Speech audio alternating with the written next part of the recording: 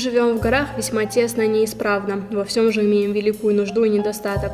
И некоторые немалой пахотной земли не имеют, где бы могли для своего довольствия сеять хлеб и прочее, также и скот довольный содержать не могут. Это обращение осетинские старшины направили императрице Елизавете Петровне в первой половине XVIII века. В период, когда Осетия стояла на пороге глубокого кризиса, время требовало общенародного лидера, готового отстаивать национальные интересы.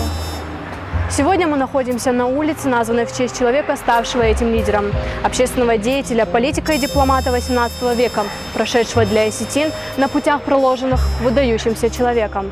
А ты знаешь, кто такой Зураб Маккаев? Маккаевы – одна из знатнейших и влиятельнейших фамилий Центральной Осетии, владетели Зарамакской крепости. Они принадлежали к древнему осетинскому роду Царазонта, из которого происходили цари средневековой Алании.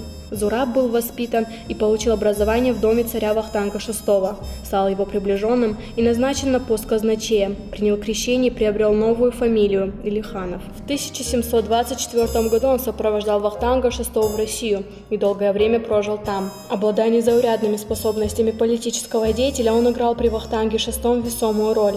Вернувшись на родину, он приобрел всеосетинскую известность и огромное влияние. Был одним из образованнейших осетин своего времени. Кроме родного осетинского, он владел грузинским, кабардинским, русским и турецким языками.